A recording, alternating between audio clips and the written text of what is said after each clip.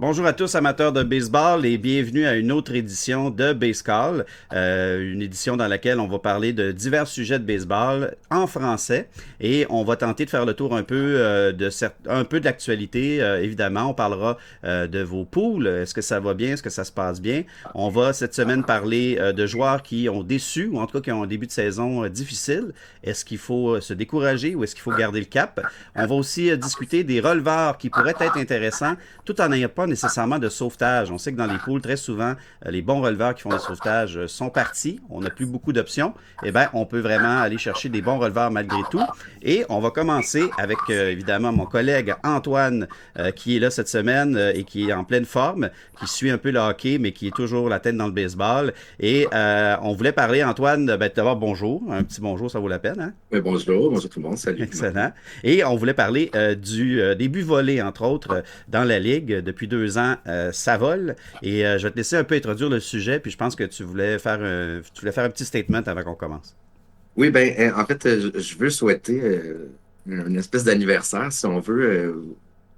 Pour ceux qui suivent le podcast, vous savez que Fernando Tatis Jr. est un de mes joueurs favoris Mhm. pour sa vitesse, son exubérance, etc., etc. Et aujourd'hui, il y a 25 ans, son père frappait deux grands chelems dans la même manche contre le même lanceur.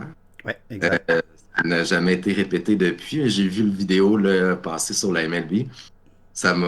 C'est toujours des belles émotions, surtout d'entendre les annonceurs complètement renversés, puis voir aussi avec la force avec laquelle il a projeté ces deux coups de circuit-là loin, là, ça devait être des 400 pieds et plus parce que ça, Ouais.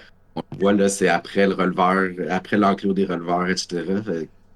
C'était mon petit anniversaire du jour. Avec les Cartes de Saint-Louis, avant son passage avec les Exactement. Expos. Et évidemment, il faudrait peut-être faire le décompte, mais il y a 25 ans, je ne sais pas, en tout cas, s'il était né, Junior était très, très, très jeune.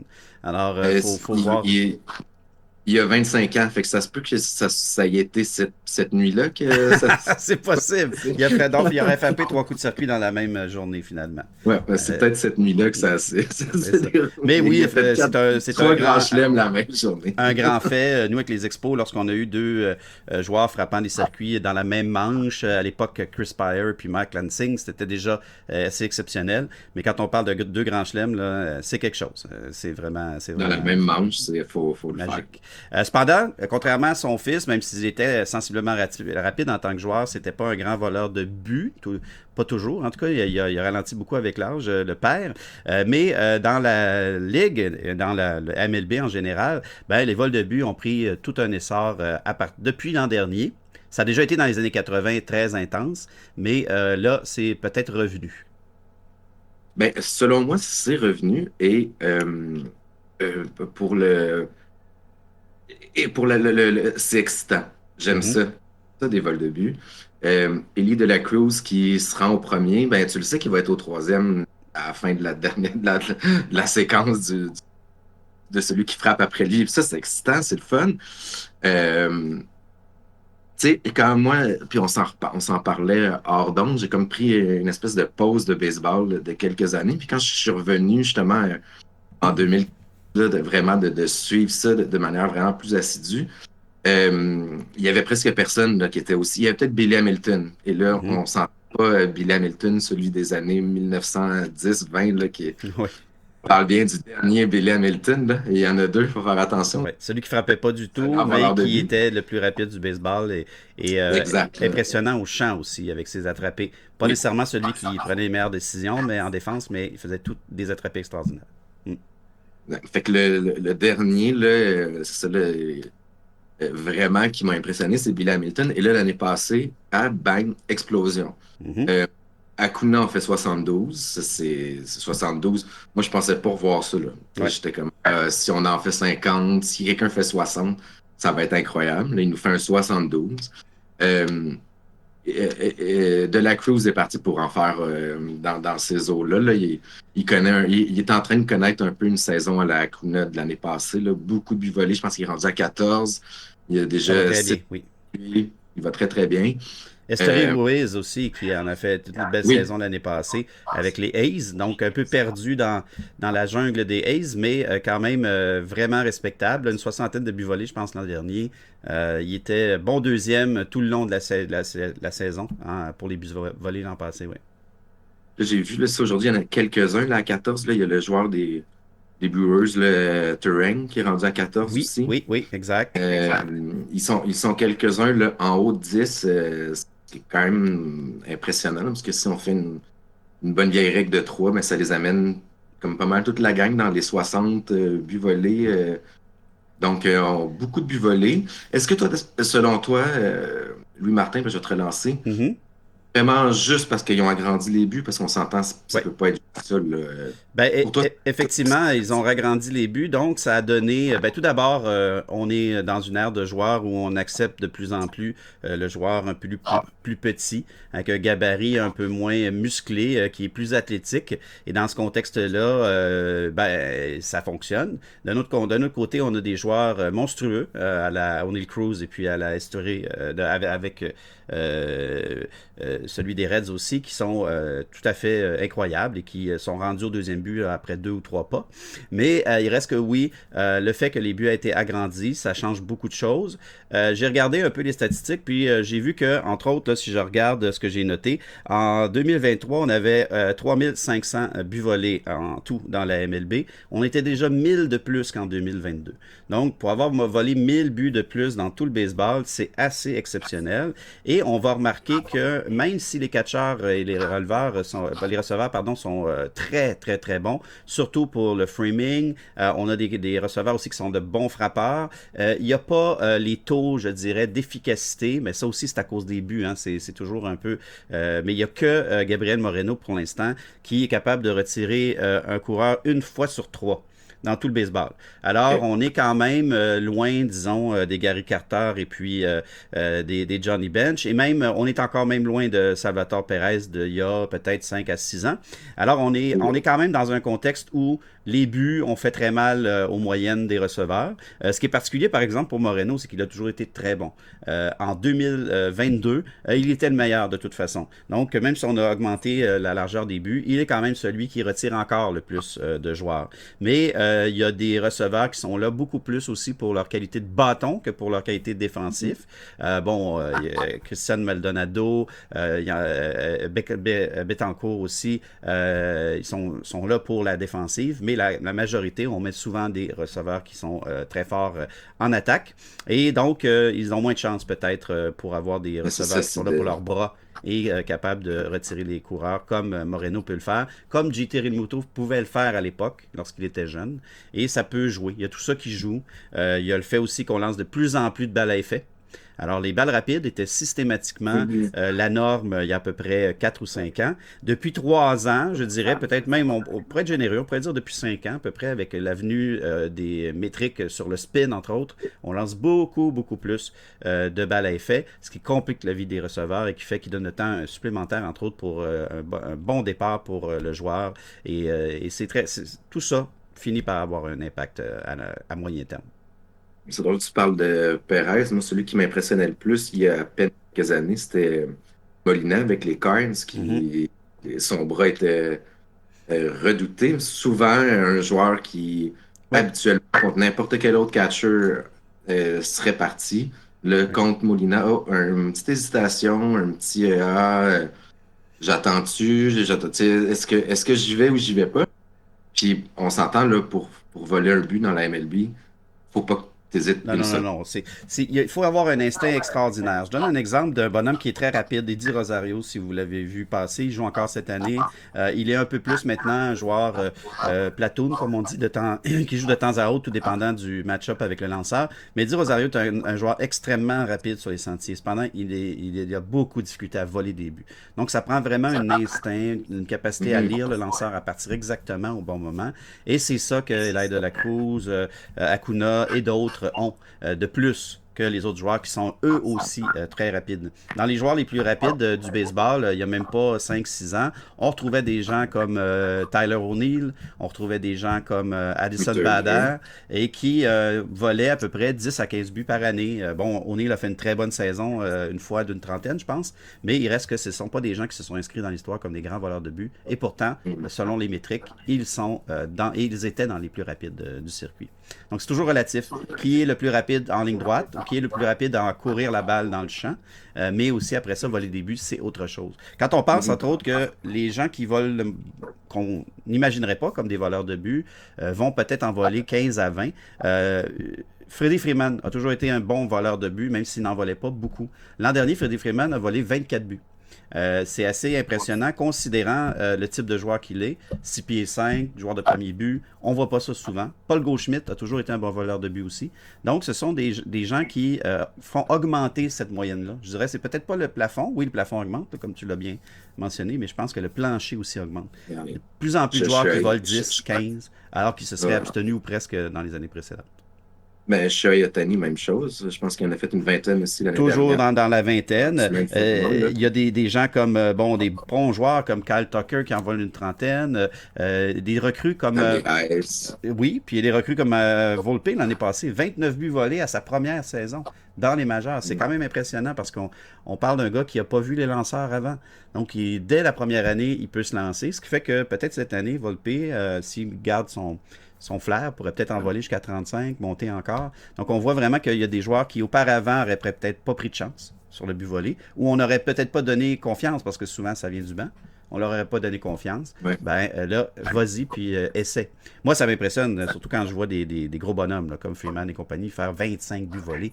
À l'époque, ce que 25 buts volés, c'était pour les gens rapides. Et là, on se dit, maintenant, c'est plus du tout le même standard. Puis, moi, ce que j'ai remarqué là, depuis le début de la saison aussi, c'est que, et l'année dernière aussi, c'est pas juste l'ouvrage du premier frappeur. Des hommes. Pardon. Tandis qu'il y a à peine 6-7 ans, c'était la job du premier frappeur ou de la première personne qui se rendait sur les buts. Ouais. Maintenant, il y a un peu plus de flexibilité. Même un Bryce Harper qui frappe troisième en général. Si c'est le premier à se rendre sur les buts, t'as le feu vert, même si t'es pas le gars le plus rapide. Puis d'ailleurs, c'était contre les White Sox, là, il s'est fait prendre entre le premier et le deuxième. Mais ça a permis à Trey Turner, qui était au troisième, de se rendre, puis lui, il l'a volé le marbre. Oui, c'est ça, exact. Ça peut donner ça fait des répercussions. Surtout contre les White Sox, il faut en profiter. Il y a pas grand-chose de bon qui se passe au bâton puis sur le terrain, là, donc c'est le temps d'essayer des choses. Mais ça peut donner aussi des réactions en chaîne. Tu essayes de voler le deuxième, mais là, ça peut donner à la personne qui est au troisième but une chance de se rendre au marbre parce que, évidemment, l'attention est portée entre le premier et le deuxième. Puis là, une seconde d'inattention, puis Trey Turner, s'il y en a un qui peut aller le voler, le marbre, sans difficulté en une seconde, c'est lui. Et tu sais, ça donne du jeu aussi, ce que je voyais moins avant, là, si on veut, et qui commence à revenir dans les stratégies du baseball, de pouvoir peut-être envoyer quelqu'un pour pouvoir permettre à un autre de se sacrifier. Au niveau des vols de but, là. Pas de... Oui, tout à fait. Écoute, je pense que pendant la saison, on va pouvoir continuer à observer ça, puis peut-être y revenir. En milieu juillet, on pourrait même regarder un peu qui sont les gens qui performent le plus d'un point de vue vol de but. C'est un peu hasardeux de tenter là, à dire qui serait le champion selon nous présentement. Je pense que quand Acuna va recommencer à se rendre sur les buts, on pourra dire qu'il ce sera aux autres à lui voler son titre. Là, le problème, c'est qu'Acuna ne se rend pas. Alors, il ne peut pas voler grand-chose présentement. Mais Eli de la Cruz, avec sa moyenne au bâton, avec le fait qu'il s'est calmé un peu sur les retraits au bâton, ça peut être assez extraordinaire, là, en tout cas, au moins pour les prochaines semaines encore. Si on se disait qu'il fallait mettre un petit 2 là tout de suite, là, avec de la Cruz... Oui, je pense c'est comme une mission pour lui. Je pense que l'année passée, il n'était pas prêt encore à être en confiance et à l'essayer. On verra. Le danger pour ces grands joueurs-là, c'est de rester en santé. et de ne pas se blesser. Alors là, on verra aussi souvent les petits joueurs qui volent et qui sont rapides, comme Esther Ruiz, restent en santé souvent, bien plus que les cogneurs de circuit qui font 6 pieds 7. Mais c'est un cliché aussi. C'est fort probable qu'il reste en santé toute sa saison. On va lui souhaiter, pardon. Maintenant, on va parler de nos releveurs. On avait l'idée de parler un peu de ces releveurs-là qui vont nous donner des bonnes manches, qui vont avoir des ratios de grande qualité. Si vous avez un pool classique, où on compte entre autres le whip, la moyenne, les holds peut-être même, et les rétro-bâtons, comparé avec ceux qui ont des sauvegardes, qui sont beaucoup plus payants habituellement dans les pools classiques 5x5 ou même dans les pools à points. Donc, où est-ce qu'on peut aller chercher si on a un ou deux releveurs qui font les sauvetages, et encore là, d'en avoir deux, si vous êtes dans un pool à 16, c'est pas évident, parce qu'on peut même pas dire qu'il y a 16 équipes qui ont des stoppeurs réguliers qui sont là à chaque match. C'est souvent un comité. Et en tout cas, on va essayer de vous proposer quelques noms. Puis je vais te laisser l'honneur, Antoine, de nous proposer deux, trois noms qui sont sur ta liste comme étant des gars qu'on pourrait vraiment aller chercher. Et ça vaut la peine de tenter notre chance, surtout si vous avez des positions de releveur à remplir là, dans votre pool. C'est ça. Moi, en fait, je vais y aller avec stratégie en premier lieu, Oui, vas-y, si vas-y. vous voulez. Il y a vraiment différents types de pools. Moi, dans un de mes deux pools, les save et hold valent la même chose. Ah, Donc, c'est une catégorie, save et hold. mhm, Donc, le save vaut pas plus que le hold, à part peut-être la qualité du lanceur, si on veut, entre guillemets. mhm, Donc, souvent, le closer va être le meilleur releveur de son équipe. Et encore là, c'est très discutable. ouais. Mais tu comprends où est-ce que je m'en vais avec ça. Je suis sûr que tout le monde comprend où est-ce que je m'en vais avec ça. Mhm. Hum. Et puis, en plus, les holds, c'est pas une vraie catégorie. C'est plutôt une catégorie de baseball, de pool de baseball, parce que c'est pas comptabilisé par la MLB. Ouais. Euh, Ben, c'est comptabilisé quand même lorsqu'on va voir, c'est-à-dire qu'il n'y a pas de statistiques oui, historiques oui. là-dessus.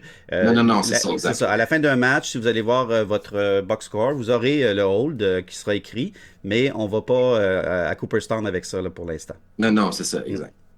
Euh, donc, et il y a des pools, comme par exemple celui qu'on a en commun, Mhm. où un save, c'est 6 points, puis un hold, c'est 4 points. Ouais. Mais des fois, le 2 points de différence, si votre joueur, il va vous chercher 3 holds dans une semaine pour 2 saves dans une Oui, semaine, c'est tout à fait. Oui. le 3 holds, il apporte plus de points au final. Donc, il y a tout ça qui est un peu à considérer dans cette situation-là.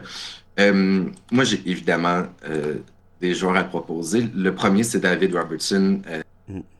de Texas, qui est déjà rendu à 7 holes. Là. Tout le monde va me dire Oui. c'est facile. C'est un ancien releveur de fin de manche de 9e, entre autres aussi. Mhm. Cette année, il est plus dans un rôle de releveur. C'est à cause de Euh, l'âge, honnêtement. Mais encore là, mais c'est oui, relatif oui, parce oui. que c'est Kirby Yates qui est plus vieux encore que Robertson qui finit les matchs. Qui C'est finit ça. les matchs. Mais ça pourrait changer Euh, d'ici la fin de l'année. Oui, c'est vrai que ça pourrait changer. Ouais. Mm. Mais ce qui est encore disponible dans votre pool pour des halls là, tout de suite, comme ça, euh, évidemment, crachez pas dessus. Je pense qu'en plus, on avait sorti son nom en début d'année, Ouais. comme peut-être à notre première semaine, comme étant un des joueurs qui peut être très intéressant à aller chercher. J'ai aussi Hunton Harvey sur ma liste de Washington. Mhm. Beaucoup de hold aussi. Je l'ai vu lancer quelques fois cette année et j'ai trouvé que c'était intéressant. Il a de l'air d'avoir une belle balle qui voyage bien, qui se camoufle bien. Donc, un joueur pour moi qui est intéressant. Et un troisième, et on en a parlé en début d'année, et Oui. c'était ton choix. C'est un gars de Pittsburgh. Ben, je l'ai sur ma liste encore. Ouais, tu l'as encore sur ta liste. Ouais. Ben, écoute, Haroldis Chapman, Ouais. qui fait le travail à Pittsburgh. On savait qu'en début d'année qu'il serait peut-être capable de le faire. Ben, il le fait. Fait que si c'est toujours disponible puis que vous avez besoin de place avec vos releveurs, évidemment, là, on parle d'une balle rapide à 101. Mhm. On l'appelle pas le missile pour rien. Là. Oui, c'est ça. Mais c'est le missile C'est cubain. vraiment. D'un autre côté, évidemment, ça, je pense pas que ça lui ait mis du plomb dans le cerveau, mais il reste que pour ce qui est de lancer une balle, il est assez exceptionnel. Et puis là-dessus, Ouais. si vous n'avez pas trop de scrupules à prendre un joueur controversé, allez-y avec Haroldis. Et Haroldis, dans tes deux derniers choix, je fais remarquer que Washington et Pittsburgh gagnent plus qu'on l'aurait imaginé.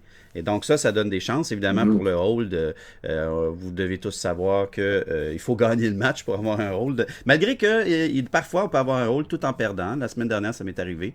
C'est-à-dire que le Si, lanceur réussit à garder l'équipe dans le match, mais malheureusement, en neuvième, le stopper se fait cogner.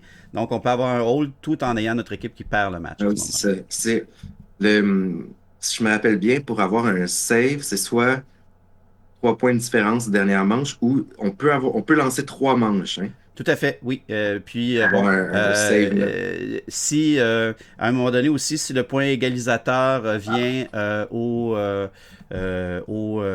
cercle d'attente et qu'on est appelé dans le match, et ça peut être un save aussi, même s'il y a plus que... S'il n'y a pas Oui, une c'est ça. manche. Mais donc, s'il y a 4 points de différence et que le point égalisateur vient au cercle. Donc, c'est habituellement, rarement qu'on utilise cette règle-là. C'est souvent le 3 points, 3 manches, effectivement. Oui. Et donc, ça donne un beau trophée souvent à la fin, le fameux trophée Rolaids, ils ont toujours presque, de mon souvenir, commandité ce fameux trophée-là. Et bon, au final, on sait très bien que les sauvegardes sont ce qui peut nous amener au Temple de la Renommée à la fin. Même si on va devoir considérer certaines autres statistiques périphériques, on sait que certains releveurs vont clairement aller au Temple de la Renommée, surtout grâce à la comptabilisation de leur sauvetage, même s'ils ont été de grands lanceurs, pour avoir vu lancer un peu des gars qui ne sont pas au Temple comme Billy Wagner, parce qu'il n'a pas assez de sauvetage pour... Ben, il en a beaucoup, mais il n'en a pas assez comparé au Trevor Hoffman, Lee Smith et compagnie. Ben, il n'est pas encore au Temple, il doit attendre. Il sera peut-être un jour. C'est 3 très bons choix. Surtout, justement, vous n'ayez pas trop peur de l'équipe qui ne va gagner que 60 matchs à peu près, 70 matchs dans l'année, parce que les lanceurs, de toute façon, vont lancer lors des matchs que l'équipe va gagner. Et ça, c'est bien assez pour une équipe qui gagne 70 matchs pour avoir 25 holds dans l'année pour un lanceur. Il ne devait pas avoir de problème. Moi, j'avais Robertson. J'avais évidemment Haroldis Chapman, mais il y a deux autres personnes que je vais vous proposer. Tout d'abord, Matt Moore avec les Angels. Matt Moore, l'an dernier, on le pensait fini. Matt Moore est un ancien lanceur partant qui était censé révolutionner le baseball à l'époque, lorsqu'il est arrivé, entre autres, avec Tampa Bay. Il a floppé un peu sa carrière et il est revenu dernièrement, dès l'année dernière, entre autres. Il est sorti un peu de nulle part avec les Angels et a fait une superbe saison. Et vraiment, il a été de presque toutes les victoires des Angels, autant que les Angels peuvent gagner un match. Eh bien, Matt Moore a fait un super travail et ils lui font encore confiance cette année. Du côté des Orioles, parce que les Orioles, eux, gagnent presque 100 matchs par année, Yennier Cano a été probablement un des meilleurs l'an dernier. Alors, je ne vois pas pourquoi il ne pourrait pas répéter cette année cette superbe saison. Il n'est pas parti comme l'an dernier, parce que l'an dernier, il était intouchable pendant à peu près 2 mois et demi. Là, bon, c'est pas aussi flamboyant, mais il reste que c'est un bonhomme qui, sur le long terme, peut vraiment être impressionnant. C'est un gars qui donne pas beaucoup de buts sur balle aussi. Il va vous offrir de superbes ratios à la fin et va donner bien plus que retrait sur 3 prises par manche. Donc, Cano, pour moi, est un bon choix. Et j'oserais lancer à la fin un duo plutôt qu'un seul, parce que je pense que ça fonctionne vraiment comme ça à Houston. Et le duo avec Ryan Presley et puis Brian Abreu, qui étaient les meilleurs l'an dernier avec Cano sur la ligne de front à la fin, continue à être exceptionnel. L'année passée, Presley avait les sauvegardes, et puis on avait Abreu qui venait en support pour les holds. Cette année, avec l'addition de Josh Hader, les deux sont dans un contexte de 7e et 8e manche, et ils font un excellent travail. Ça a moins bien commencé par Abreu au début de l'année, puisqu'il était sur une suspension. Lui qui avait atteint un des joueurs du Texas lors des séries éliminatoires de la Ligue américaine l'an dernier, avait été en appel, mais là devait vivre sa suspension lors de la première semaine. Mais depuis que c'est réglé, ça va très très bien. Alors ces deux bonhommes-là, même je vous dirais, si vous avez deux releveurs à prendre, vous pourriez même y aller avec Presley et puis Abreu. Le problème, les Astros, les beaux Astros, ben, ils sont plus capables de gagner. Et ça, c'est complètement différent, alors que c'était une dynastie pour les 6 dernières années. Ben là, il y a un problème. Il va falloir le régler. On sait que c'est probablement les blessures et les lanceurs partants. C'est assurément pas l'attaque, mais il faudra commencer à gagner davantage à Houston pour que ces deux gars-là deviennent aussi précieux qu'ils pouvaient l'être l'année passée. Donc, je dirais d'attendre peut-être à la limite que Houston retrouve le chemin de la victoire, mais ils ne peuvent pas rester dans le fond du baril là, pendant toute l'année. Ce serait très surprenant. Quel enclos de releveur. Hein? Oui, c'est la meilleure relève des majeurs, honnêtement. Avec Philadelphie, eux, les Braves, on a vraiment des stoppeurs là, à presque toutes les manches. Là, sont assez exceptionnels, mais Houston en a fait la spécialité. Ça ne durera pas, hein, les Astros, ils vont dire. Ben, j'espère, malgré que c'est très inquiétant. Les lanceurs partants tombent comme des mouches. Mais là, Verlander est revenu vendredi. Oui. Il a fait son 6 manches. Il a très bien lancé. Je pense que sur son 70 lancés, il a quand même réussi à faire 50 prises. Puis ses matchs dans le Triple A, il a retrouvé de son étoffe là, quand même rapidement. Ben oui, c'est superbe. Écoute, on souhaite. Il faut juste pas baser nos Astros sur Verlander comme on ne va pas faire reposer les Braves sur Chris Sale et puis le bon vieux Charlie. Il faut vraiment qu'il y ait des jeunes qui ressortent un tout petit peu là-bas. Et malheureusement, là, JP France, qu'on pensait peut-être un lanceur de milieu de peloton, semble être un gars qui est presque proche pour retourner dans les mineurs. Et Hunter Brown a eu un départ extrêmement difficile.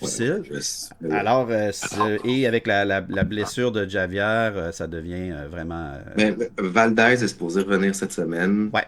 Il n'y a pas juste du négatif. Il faut qu'il y ait du positif à un moment donné pour les Astros, pauvres Astros. Mais ils vont se replacer un peu, en tout cas, j'imagine. Ils vont sûrement pas finir derrière les Angels. Ça, c'est presque impensable. Non. Les bons vieux Angels. Dans notre troisième partie, pour aller tranquillement vers notre conclusion, Antoine, tu as proposé, entre autres, et puis ben, évidemment, j'ai fait quelques petits ajustements, mais qu'on discute des joueurs qui, jusqu'à maintenant, n'ont pas le début de saison qu'on pensait.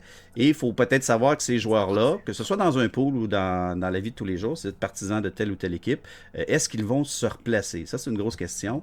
Puis j'aimerais avoir ton avis sur les noms que tu nous as apportés par rapport à ça dans ce segment-là. Est-ce que les joueurs pour lesquels tu t'inquiètes vont rebondir assurément, peut-être, ou malheureusement pas du tout? J'ai des noms. Avant ça, je voulais donner un petit conseil pool. Vas-y, conseil pool, Antoine. Tu le sais, tu es bien placé dans notre pool commun où j'ai une équipe absolument extraordinaire. Ça fait, et puis j'ai pas honte de le dire, j'ai vraiment une très très bonne équipe. Et ça fait, j'ai perdu mes 3 premiers affrontements. Pourquoi? Parce que les équipes que j'ai affrontées ont décidé que c'était leur semaine, même s'ils sont 1-2 ou ils ont été très forts contre moi. On est 12 dans notre pool, je suis 2e pour les points pour, je suis 11e classement. Ça vous donne une idée, dans le sens où je devrais avoir une meilleure fiche. Et là, c'est mon conseil, ne pas paniquer. Et ne pas paniquer avec vos joueurs qui sous-performent si vous les avez repêchés dans le bracket des 150 premiers, disons, ou même 120 premiers. Dans les 120 premiers, tout le monde peut avoir un mauvais début de saison. Il peut avoir des blessures. Ça, c'est vraiment à tenir en compte. Si votre joueur a été blessé, c'est sûr qu'il se retrouve plus loin et qu'il n'a pas un bon début de saison. Même s'il a manqué juste une semaine, ça fait juste 5 semaines. Fait c'est sûr, ça fait même pas 5 semaines. On est comme semaine... on est en train de vivre notre 5e, mais donc c'est pas encore... Ouais, exact. Mais on s'entend, puis je vais vous faire une analogie avec le hockey. Des fois, ça m'arrive pendant 3 semaines de ne pas compter de but. Si c'est ma première semaine que là, ça arrive, là, il est peut-être fini. Non, là, après, ça peut exploser. Puis là, j'ai pris un exemple super personnel. Vous comprenez ce que je veux dire? Ouais, mais tu vieillis, Antoine, là. Puis tu joues avec des jeunes, moi, je suis plus capable de lancer à la balle molle, ma balle rapide, là, et ça impressionne plus personne. Donc, des fois, il y a l'âge aussi. Il faut vivre avec ça. Oui, ben, c'est sûr que ça aussi, il faut en tenir compte. Puis ça, on va y revenir avec les joueurs dont on va discuter. Mais si votre joueur, là, il est dans les 120 début de l'année dans les listes et tout, Mhm. c'est pas le temps de dropper encore, c'est pas le temps de paniquer. Ok. Attendez fin mai, début juin. Si là, il y a vraiment aucune amélioration, je vous dirais, OK, là, c'est le moment de changer puis d'aller avec un nouveau joueur, d'aller prendre comme Michael Bush qui connaît un début de saison incroyable à Qui risque Chicago. d'être déjà pris, peut-être, là, mais bon. Il risque Ouais. d'être déjà pris là, dans notre pool en commun, il est toujours là. Je les yeux têtes un peu, là, mais Mais c'est une euh, vérité que tu énonces, et puis on pourrait dire en ajoutant là-dessus qu'il y a peut-être une autre vérité qui est la plus malheureuse, c'est qu'il y a probablement une quinzaine de joueurs sur les 150 premiers qui vont avoir une saison désastreuse oui, oui, oui, ou qui vont absolument. aller se Ah, blesser et qui vont être finis parce que on cache une blessure, on tente de jouer quand même, on a des mauvais résultats et finalement on se dit ah ben là finalement blessure à l'épaule. Je pense à Devers que tu vas peut-être amener justement. À mon feeling, c'est qu'il est blessé depuis le début du camp d'entraînement ou presque, et on ne sait pas si ça va se replacer. Ça va peut-être finir par une belle opération, tout ça. T'sais. Et donc, évidemment, ça puis, peut décevoir. puis un autre petit point, justement, par rapport aux blessures, avant de passer à mes joueurs.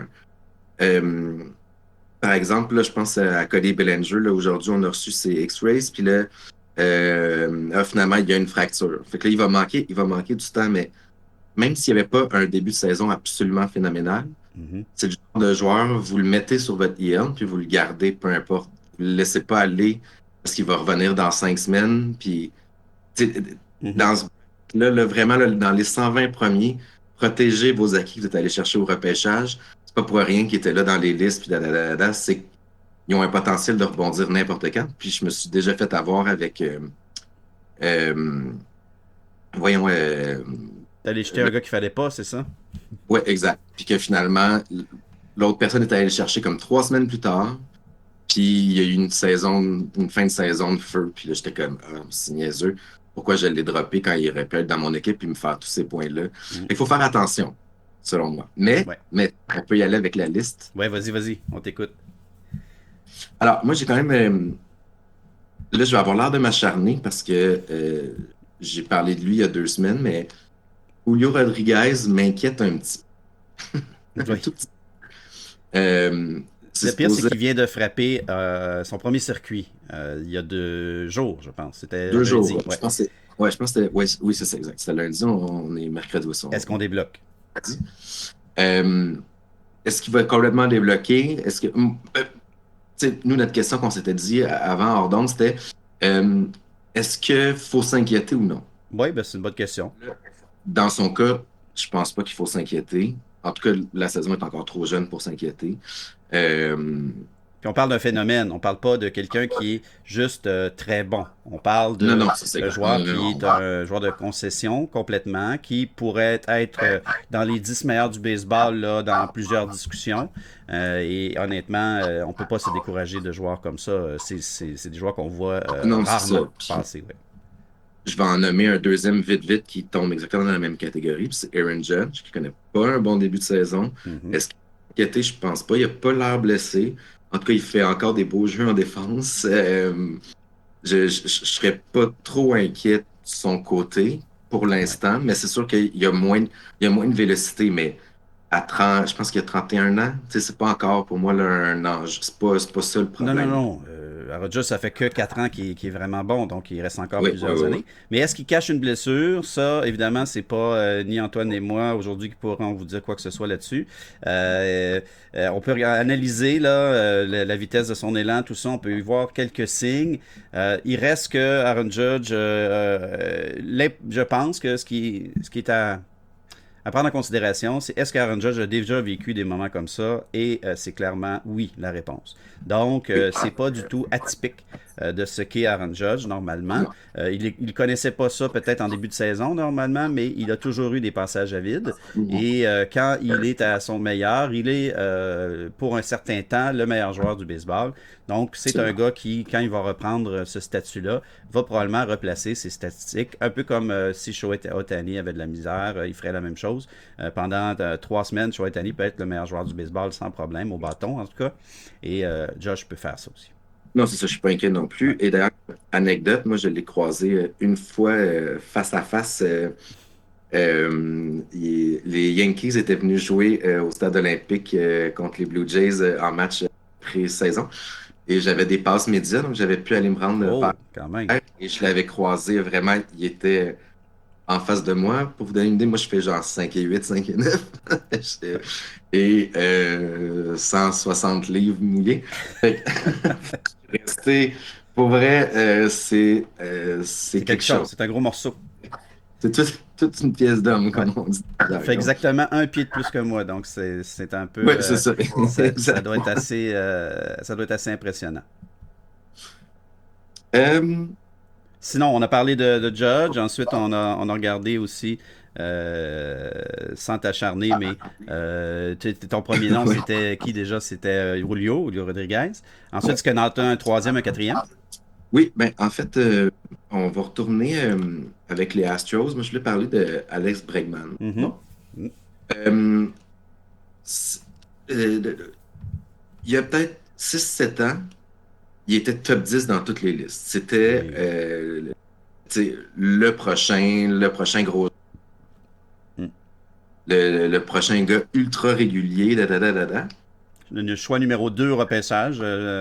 Donc, à l'époque, il était repêché à l'époque où les Astros avaient fait de très mauvaises saisons. Et vraiment, c'est comme Carlos Correa qui avait été premier choix overall.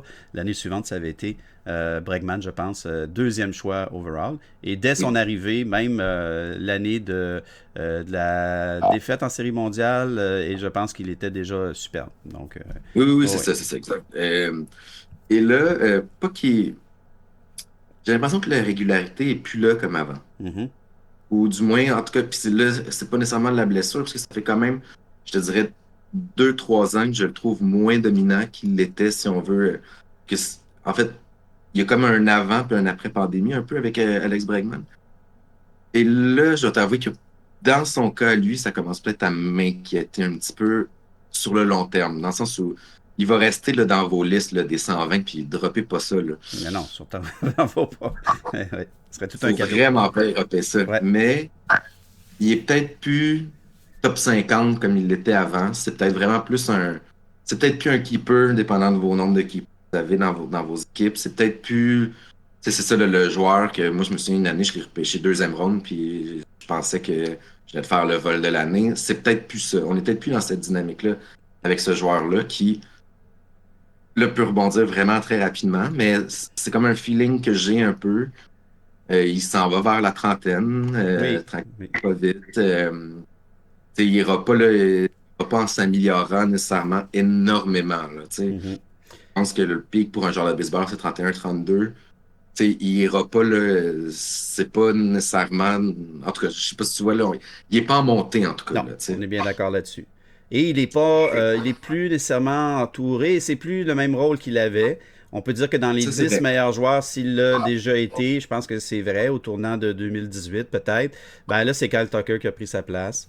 Kyle Oui, tu Tucker as raison. qui est un Complètement. joueur tout à fait extraordinaire. On le savait aussi, il a été présenté comme ça et il répond à toutes les attentes, autant en défensive, au niveau de la vitesse. C'est un five-tool player.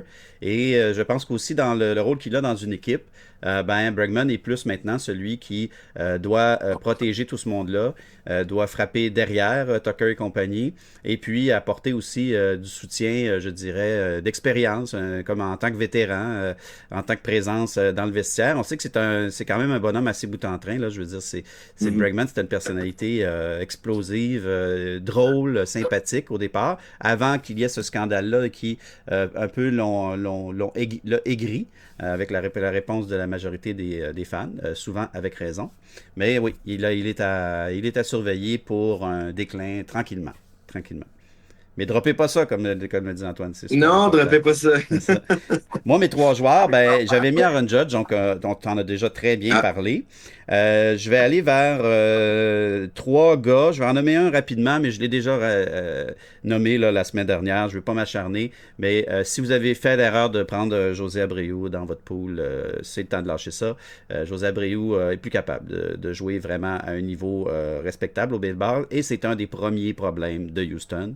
Houston a de superbes joueurs, mais un joueur de premier but qui frappe pas comme Abreu le fait, c'est un gros trou dans une équipe et ils vont devoir vivre avec, soit racheter son contrat, soit l'amener comme joueur part-time. Il faudra faire quelque chose avec ce bonhomme-là.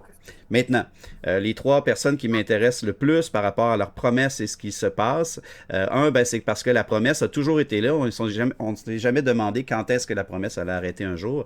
C'est Paul Goldschmidt. Paul Goldschmidt qui avait une carrière presque allée jusqu'au temple de la renommée. Ça ne veut pas dire que c'est inatteignable pour lui encore, mais c'est un bonhomme qui a vieilli, rendu à 36 ans, et qui, on sentait déjà l'année dernière, commençait à prendre certaines mauvaises habitudes, comme un peu plus de retrait au bâton. Évidemment, la vitesse n'est plus là sur les buts. Il ne faut plus penser à un Paul Goldschmidt là, qui vole 25 buts, même avec les buts élargis. Donc, Paul Goldschmidt, si vous l'aviez dans vos keepers ou si vous l'aviez pris vraiment comme un joueur important dans votre pool, il faudrait préparer la relève. Ce que je veux dire, c'est que je pense pas que l'an prochain, vous pourrez encore conserver Paul Goldschmidt comme un keeper dans votre pool si vous avez des keepers.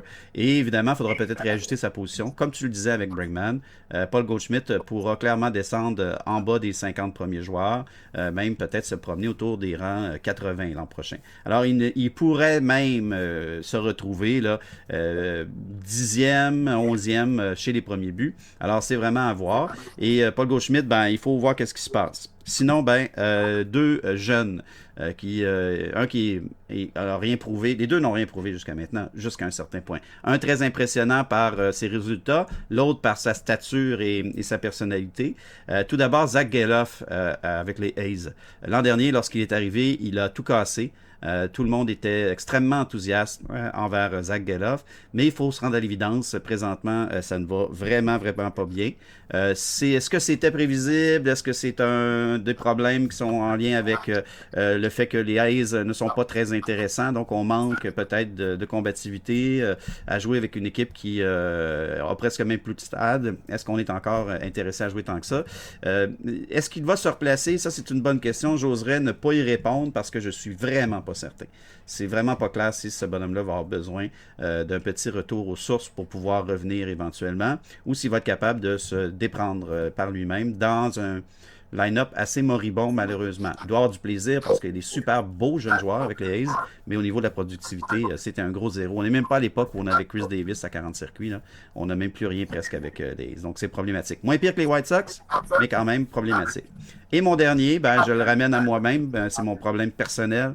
C'est un joueur de pool en qui j'ai fait confiance cette année, même si je n'avais pas fait confiance les 2 premières années. J'avais peur qu'il se blesse. Là, il n'est pas blessé, mais il est incroyablement mauvais. C'est O'Neill Cruz avec Pittsburgh. Il frappe maintenant 8e, tellement il ne fait pas le travail. O'Neill Cruz est à un taux de strikeout de 38%. C'est extrêmement élevé. Pour se permettre ça dans la vie, il faudrait être un frappeur de puissance d'au moins 35 circuits. Il faudrait être même un part-time à la limite, une sorte de Rudy Tellez ou peut-être Kyle Schwarber, mais il ne faudrait surtout pas être O'Neill Cruz, un gars qui est très capable de faire beaucoup de choses sur un terrain, qui est un athlète, qui est rapide et de qui on attend bien plus qu'un coup de circuit et qu'une frappe solide. Donc oui, il a été impressionnant. Avec son bras, on le sait, un des relais les plus rapides du baseball, un des plus rapides de l'histoire du baseball depuis qu'on compte avec le StatCast. Il a fait dans les claques les plus fortes, mais honnêtement, c'est le temps qu'il produise et que ce bonhomme-là, ce jeune-là, finisse par devenir un peu ce qu'on attend de lui à Pittsburgh, parce que c'est très malheureux. Cette équipe-là de Pittsburgh va bien et leur meilleur joueur potentiel, parce qu'il reste qu'à mon avis, ça reste Brian Reynolds, mais leur meilleur joueur potentiel, O'Neill Cruz, ne ferait strictement rien pour les aider. Et ça, ben, au final, si jamais on va avoir un bon spectacle à Pittsburgh et peut-être espérer chauffer certaines équipes pour les séries, parce que la centrale de la nationale, c'est pas très fort, donc ça peut aller d'un bord comme de l'autre. On voit qu'est-ce qui se passe à Saint-Louis, c'est n'importe quoi. Saint-Louis, on s'en doutait, mais ça l'est encore plus. Alors Pittsburgh pourrait avoir une place s'ils se grouillent et puis ils perdent pas leur momentum. Mais là, O'Neill Cruz est en train vraiment de décevoir beaucoup. Allez jamais jeter ça, mais pour moi, dans mon pool, il est sur mon banc. Il est sur mon banc depuis 2 semaines ou presque, et à chaque fois, je le regrette pas. il y a strictement rien qui se passe avec lui, malheureusement. Il y aurait eu d'autres personnes qu'on a pu entrer. Il est évident que les Olsen et puis Riley, tout ça, jouent vraiment pas à leur potentiel. Beaucoup trop de retraits sur 3 prises, ces bonhommes-là, pour des gars qui sont dans le top 50, top 25 peut-être même du baseball. Et ça va se replacer, j'ai aucune inquiétude. Mais pour O'Neill Cruz, je sais pas si toi t'es inquiet, mais moi je suis assez inquiet. Voyant la façon dont il n'est pas capable du tout de s'élancer correctement, il swing n'importe quoi, il est perdu. Et puis là, le frapper huitième, ça ne va pas aider sa confiance. Je sais pas ce qu'ils vont faire avec, mais il y a quelque chose à faire avec O'Neill Cruz.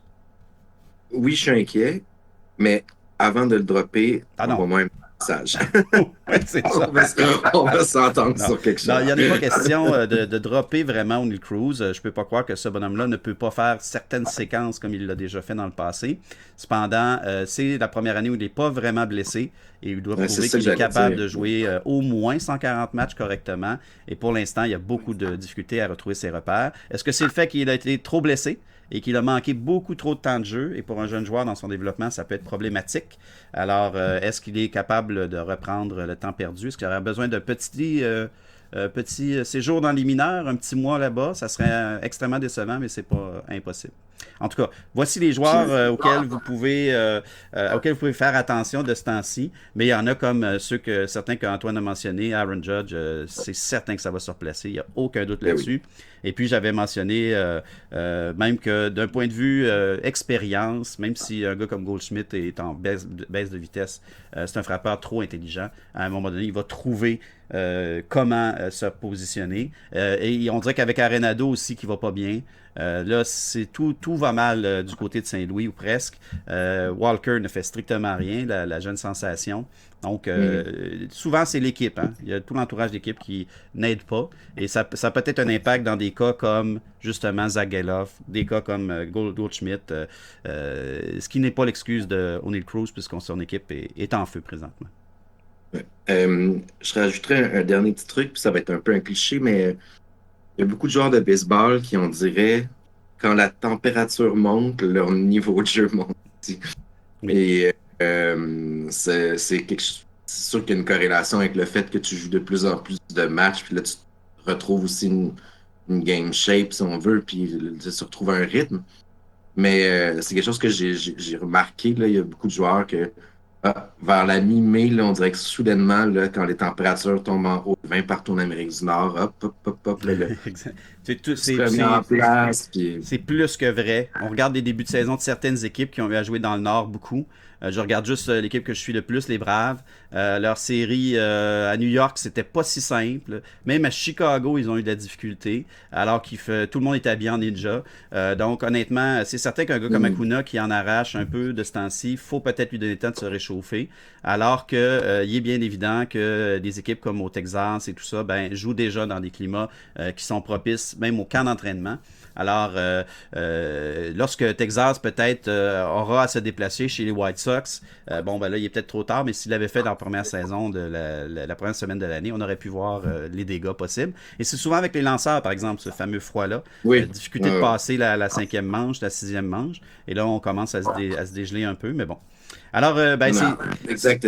C'est un cliché, mais c'est un vrai cliché. Ah oui, non, c'est vrai, là. C'est clairement vrai. Je pense qu'on pourrait faire une preuve scientifique de tout ça. Merci beaucoup, Antoine, pour cette semaine. Encore une fois. Puis on se revoit la semaine prochaine, même heure, même poste, pour un autre base call. Puis Antoine, entre-temps, on suit notre baseball. Puis là, il va falloir que tu retrouves le chemin de la victoire dans ton pool. Je pense que c'est important parce qu'il y a une distorsion très forte là, entre le nombre de points que tu obtiens. Puis c'est ça le danger, hein, lorsqu'on joue des head-to-head. Moi, je suis un grand partisan des poules à l'année, là, où chaque point accumulé compte à la fin.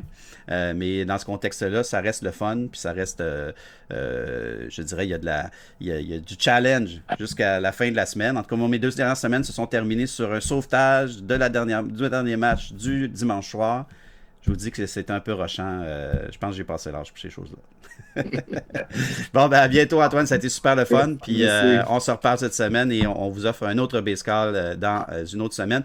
N'hésitez pas. Vous pouvez nous écrire. Vous pouvez donner des commentaires. On est très ouvert aux bons commentaires et aussi à la critique. Puis, ben, si vous voulez nous challenger sur quelques questions de baseball, ça va nous faire plaisir d'intégrer ça dans notre prochaine édition. Donc, servez-vous de ce qu'il y a en dessous du vidéo YouTube pour écrire ce que vous voulez et ça va être un plaisir de vous lire. Fait qu'à bientôt. Bye Antoine. Au revoir, à À tout la le monde. prochaine.